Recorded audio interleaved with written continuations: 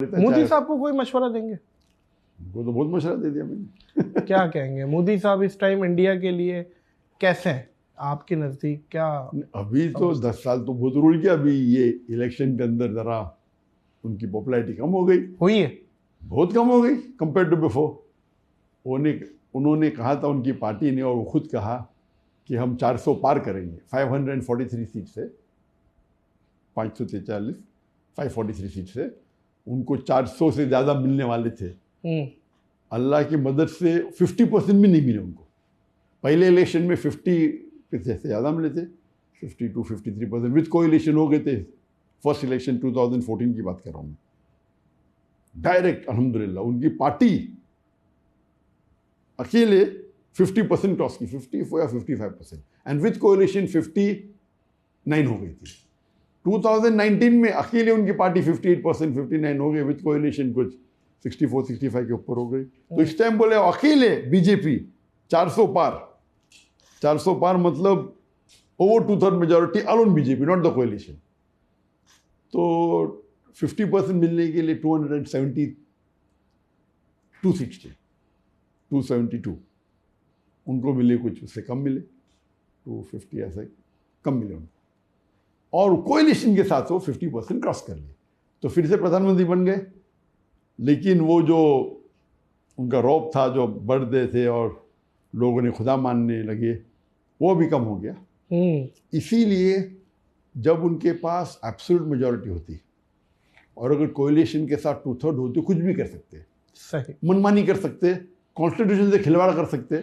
और सबसे बड़ा खिलवाड़ उन्होंने किया, वो 370 आर्टिकल को उन्होंने बैन कर दी, निकाल दी, और कश्मीर की आज़ादी उसको हटा दिया।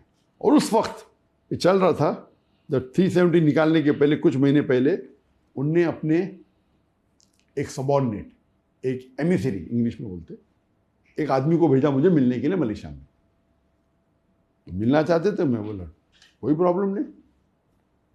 तो हमने एक 5 स्टार होटल में मुलाकात की इधर मलेशिया में, पुत्रजाय में। मैंने बोला आपको कौन भेजा है?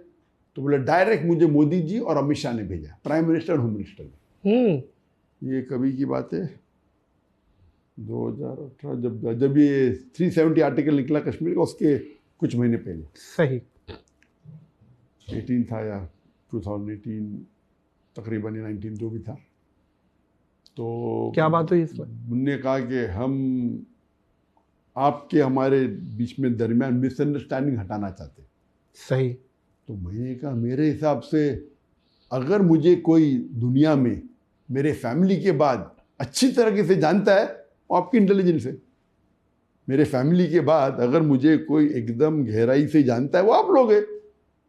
मेरी ज़िंदगी तो एक ओपन बुक है, खुली किताब है।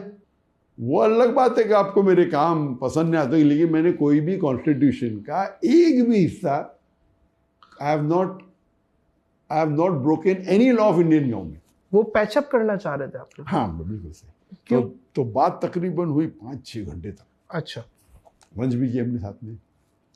तो बोले नहीं, आप इतने मशहूर है, हम आपके साथ होना चाहते हैं, हम चाहते आपको एकदम वापस इंडिया बुलाए, एकदम पूरे विद फुल, आप इतने मशहूर, आप इतना अच्छा काम कर रहे, आपकी नॉलेज क्या है दिन के बारे में, आप हिंदुज़म की नॉलेज रखते हैं, ब्ला ब्ला ब्ला। तो मैं बोला आप चाहते क्या है? बोले कुछ नहीं, हम चाहते ट्रैप तो नहीं था डॉक्टर साहब के आए तो पकड़ लो, अल्लाह वालों। अच्छा। तो मैंने बोला कि आप चाहते क्या है? नहीं, हम सिर्फ चाहते हैं कि हमारे ताल्लुकात अच्छे हो जाए।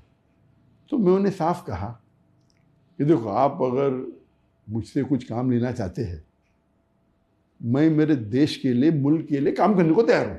मेरी 2 शर्तें। एक शर्त है, जो आप मुझे कहेंगे वो कुरान और हदीस के खिलाफ नहीं होना चाहिए, नंबर 1 शर्त। अल्लाह और अल्लाह के रसूल टीचिंग के खिलाफ नहीं होना चाहिए। और नंबर 2, मुझे आपके पैसे की ज़रूरत नहीं।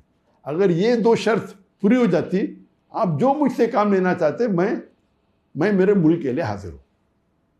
फिर तो उन्होंने बोला वेरी गुड, नो प्रॉब्लम। तो गुफ्तगू हुई, काफ़ी गुफ्तगू हुई।